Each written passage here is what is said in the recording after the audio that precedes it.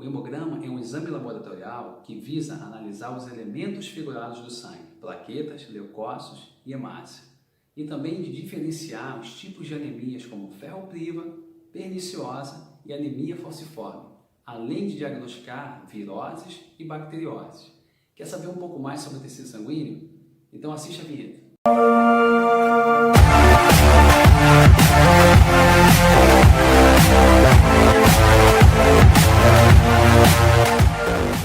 Fala galera, seja bem-vindo ao canal. Eu me chamo Alexandre Rodrigues, eu sou professor de Biologia e o assunto da nossa aula hoje é tecido sanguíneo. Hoje, pessoal, nós vamos ver a composição do plasma e a hemácia.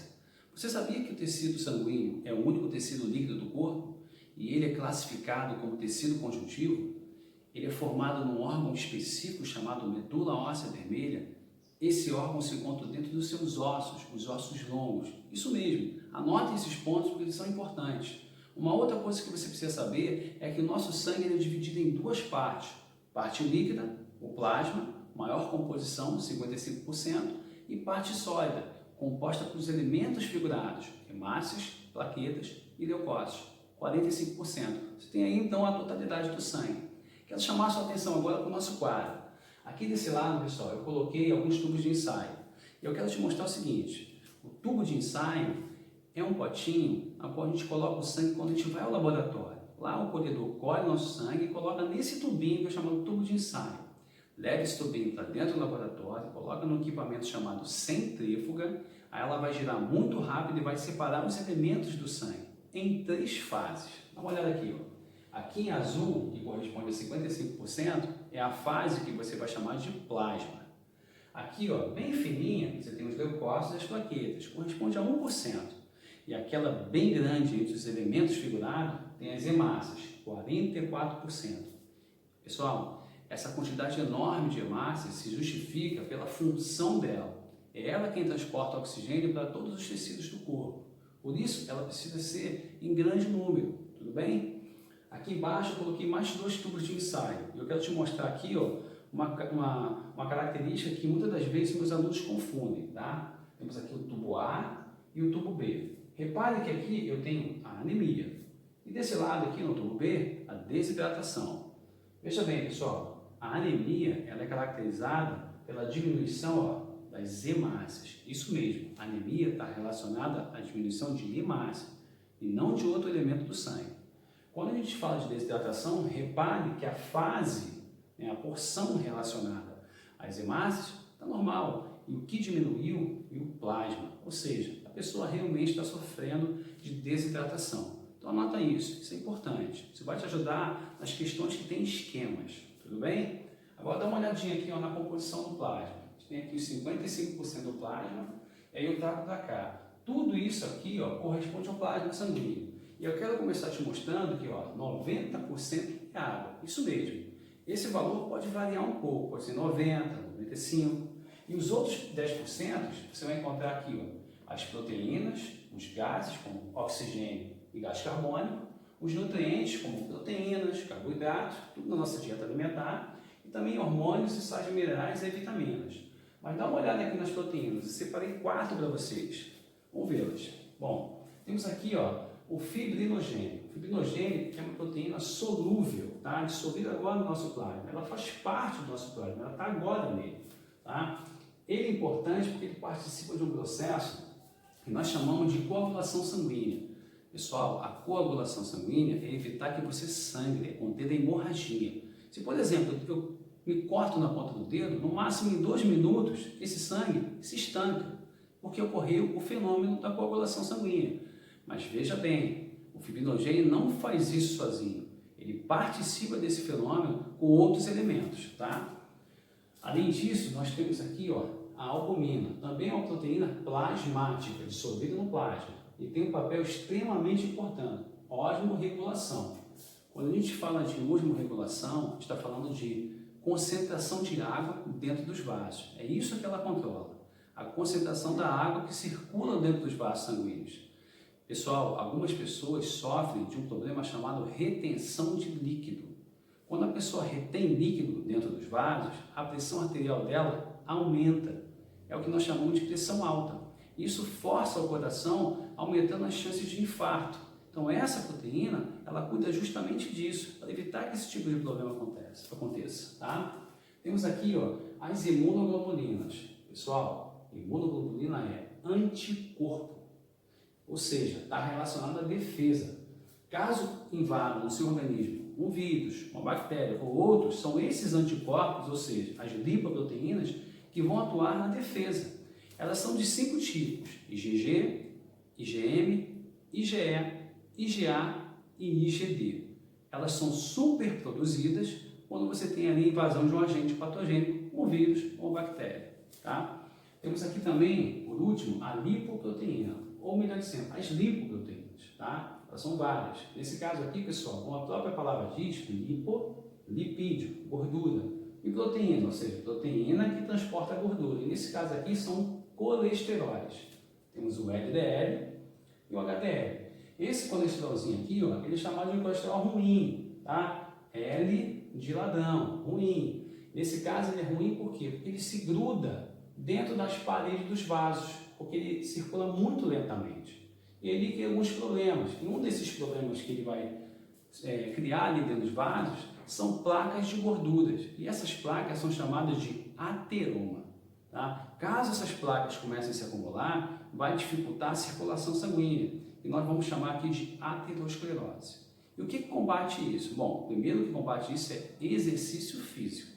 E a outra é a sua dieta alimentar pobre em gordura. Tá? É isso que vai aumentar as chances de você diminuir esse carinho. Mas o HDL ele aumenta com a atividade física e com a boa alimentação. E ele retira essas placas de gordura, o ateroma, conduzida, ou seja, formada por LDL, né, dos vasos. Então ele tira esse carinha aqui, por isso que ele precisa estar muito alto. Então, resumindo, quanto mais alto o HDL tiver, melhor é para a sua circulação. Quanto mais alto tiver o LDL, pior é. Tudo bem? Quero chamar a sua atenção aqui também, ó, os hormônios. Todos os hormônios são produzidos, tá? Eles são liberados no seu sangue. E o nosso sangue é que se encarrega de distribuir esse hormônio para os órgãos e células específicas. Temos aqui também sais minerais e vitaminas. Tá? E nesse caso, eu vou destacar duas. Um sal mineral, o cálcio, e uma vitamina, a vitamina K. No caso do sal mineral, ele participa do processo de coagulação sanguínea. Galera, a coagulação sanguínea, como você pode ver, aquele fenômeno que evita a hemorragia, não é uma condição somente do fibrinogênio, mas também tem participação do cálcio, assim como a vitamina K, que a gente também não produz. A gente adquire essa vitamina por meio da dieta. Só que essa vitamina, ela vai parar no nosso fígado e vai servir como matéria-prima para a produção de uma outra proteína solúvel no plasma, a protrombina. Então, resume comigo. A protrombina, assim como o cálcio e, no caso aqui, o fibrinogênio, esses elementos juntos com a plaqueta vão evitar o sangramento, ou seja, vão participar do processo de coagulação sanguínea. Anota isso, isso é importante, tá? Agora eu quero chamar a sua atenção para a nossa hemácia. Como você pode ter notado, a nossa hemácia, ela é uma célula em que ela não é uma esfera, ela é um disco achatado. Porém, além de ser um disco, ela é assim, ó, com esse formato que a gente chama de bicôncava. Pessoal, essa célula é a mais abundante do nosso organismo, lembra? Ela é numerosa desse jeito porque ela participa de um processo chamado de transporte de gases, oxigênio e gás carbônico. Ela é anucleada, isso mesmo, ela é a única célula sem núcleo no nosso corpo. Isso significa dizer que nenhuma questão que fale sobre hereditariedade ou genética, ela serve como exemplo. Ela não tem núcleo. Tá, mas o que existe dentro dela então? Uma proteína chamada hemoglobina. Pessoal, essa proteína ela é formada por ferro, um mineral. Então, quando nós temos uma queda na hemácia, nós temos uma queda na hemoglobina que está dentro dela. E logo, uma queda no ferro. É isso que determina o quê? Uma anemia. Anemia de ferro priva. A gente vai falar sobre ela, tá? Nesse caso aqui, ó, ela dura, ó, depois de formada na medula óssea vermelha, ela vai viver no nosso sangue durante 120 dias. Depois, pessoal, ela é encaminhada para o baço e o baço destrói essa hemácia. Mas lembra, destruiu essa hemácia, mas outras novinhas já nasceram e já foram colocadas no lugar dela. Por isso que nunca falta hemácia circulando no sangue, tudo bem?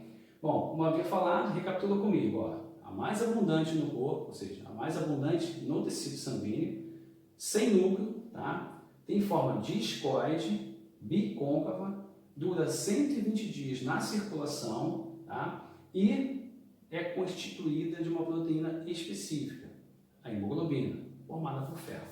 Agora dá uma olhada aqui nessas anemias que eu separei para você. Essas 3 anemias, elas são diferentes e são as que mais caem no vestibular. Então presta bem atenção, porque eu vou te dar dicas ótimas aqui para o seu vestibular, tá? Essa anemia aqui, chamada anemia ferropriva, como você pode ter notado, está relacionada à carência, anota isso, carência de ferro. Se a sua dieta for pobre em ferro, vai faltar ferro na circulação. Logo, vai gerar uma anemia que nós chamamos de anemia ferropriva, que também pode ser chamada de anemia ferropênica ou ferrópriva. Outra anemia muito comum, também por carência, é a perniciosa. Mas nesse caso, não estamos falando de um mineral, mas de uma vitamina, a vitamina B12, que você também não fabrica. Então, se a sua dieta for pobre nessa vitamina, você pode desenvolver anemia perniciosa, tudo bem? E a última anemia aqui ela é muito importante porque ela não é uma anemia por carência, ela é uma anemia genética. Isso mesmo, você nasce com essa anemia e ela não tem cura, mas tem tratamento. É a chamada anemia falciforme.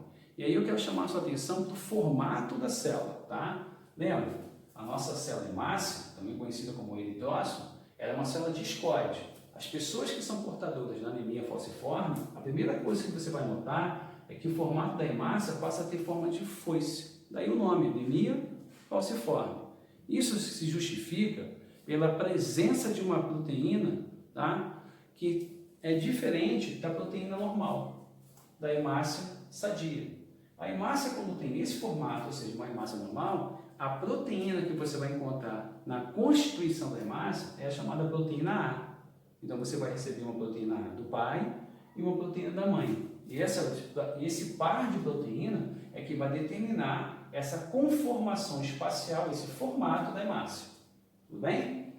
Caso uma pessoa seja portadora da anemia falciforme, significa que a proteína A dela foi substituída na formação dessa pessoa pela proteína S. Significa que ela herdou uma proteína S do pai e uma proteína S da mãe. Então, ela tem o quê? Uma proteína que determina esse formato da hemácia. E se ela tem esse par de proteína, ou seja, S-zão, ela é portadora da anemia falciforme.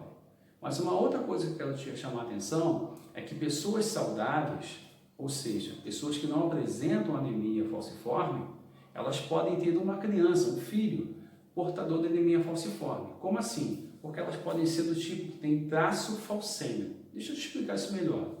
Lembra? Pessoas que não são portadoras da anemia falciforme são o quê? Azão, são homozigotas. As pessoas que são portadoras da anemia falciforme também são homozigotas, mas tem uma outra proteína, S-zão. Mas aquelas pessoas que têm o traço falcêmico, ou seja, o traço da falciforme, mas não apresenta sintomas, são assintomáticas, ela tem um Azão, normal, e um S-zão, falcêmico. E é isso que faz com que ela tenha um traço falcêmico. E caso ela tenha, um filho, e esse filho herdar o S, ou seja, o S-zão, e vier tanto do pai quanto da mãe, significa que essa criança será portadora da forma homozigótica, S-zão. Logo, ela é portadora da anemia falciforme. Anotem esses pontos, eles são importantes, eles vão te ajudar a interpretar as questões relacionadas às hemácias e também relacionadas a outros elementos relacionados a essa célula, uma genética. Esses três tipos de anemia são importantes que você domine, então anote, isso vai fazer diferença para você. Bom, eu me chamo Alexandre Rodrigues, eu sou professor de Biologia, mas fica aí que eu tenho um recadinho para você. Fala pessoal, eu voltei aqui para te convidar a se inscrever no meu canal. Não esquece de acionar o sininho. Me siga também nas redes sociais, Instagram e Facebook. Professor Alexandre Rodrigues. Bom, espero você numa próxima aula. Até lá!